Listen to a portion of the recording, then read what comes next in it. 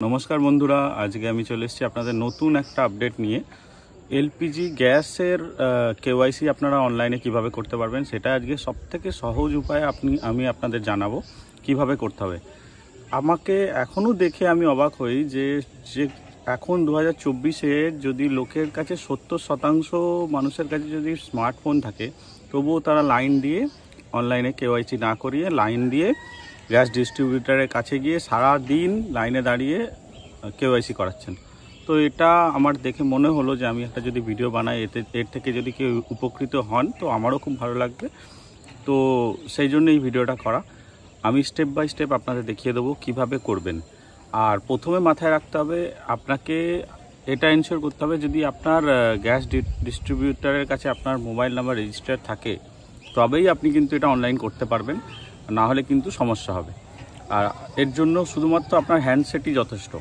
আপনার নেট থাকবে, আপনি হ্যান্ডসেটে নেট অন করবেন, করে ক্রোম ব্রাউজারে যাবেন।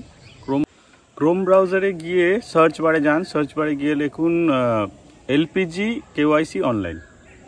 ওটা আপনি ক্লিক করার পরে আপনার সামনে একটা ইন্টারফেস ওপেন হয়ে যাবে, যেটাতে আপনি দেখতে পারবেন এলপিজি গ্যাস অনলাইন। আমি আমার মোবাইল স্ক্রিনও আপনাদের দেখিয়ে দিচ্ছি, আপনি এটা স্টেপ বাই স্টেপ ফলো করুন।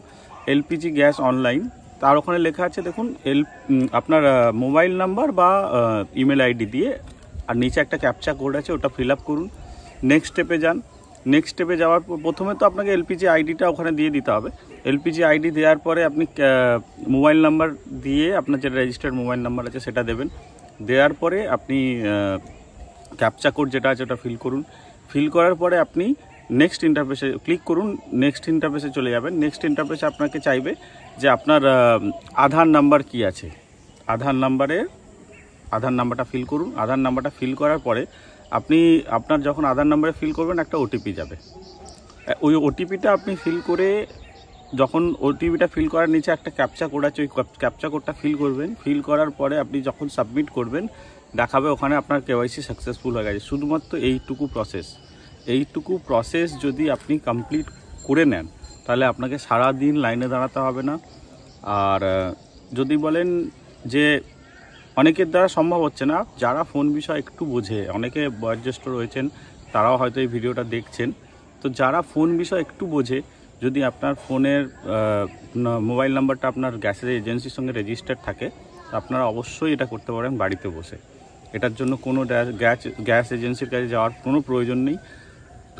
এটা করুন, করে আপনি উপকৃত হবেন আশা করি, আর আপনাকে লাইনে দাঁড়াতে হবে না। তো স্টেপ বাই স্টেপ ফলো করুন। আর আমি যাদের কাছে গ্যাসের মোবাইল নাম্বার রেজিস্টার নেই এজেন্সিতে, তাদের জন্য আমি শুধুমাত্র এইচপির জন্য দিলাম। আমার ভিডিওর ডেসক্রিপশানে যাবেন, একটা ফর্ম আছে। যদি আপনাদের প্রয়োজন পড়ে যে কারোর মোবাইল নাম্বার রেজিস্টার নেই, সেই মোবাইল নাম্বারটা রেজিস্টার করার জন্য ফর্মটা আছে, ওখান থেকে ডাউনলোড করে নিতে পারেন। লিঙ্ক দেওয়া থাকলো, আপনারা ডাউনলোড করে নেবেন। করে গ্যাস এজেন্সিতে আপনি যদি দেন, ওরা আপনার মোবাইল নাম্বারটা রেজিস্টার করে দেবে। তারপরে আপনি এই প্রসেসটা কমপ্লিট করুন। আর আপনার খেয়াল রাখতে হবে, প্রত্যেক গ্যাস এজেন্সিতে এলপিজি আইডি কিন্তু আলাদা থাকে। এলপিজি আইডি আপনি কোথায় পাবেন?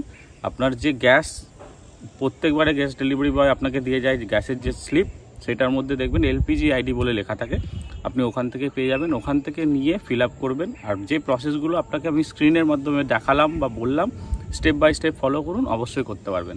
চ্যানেলটিকে সাবস্ক্রাইব করবেন, ভিডিওটি ভালো লাগলে লাইক করবেন। Thank you.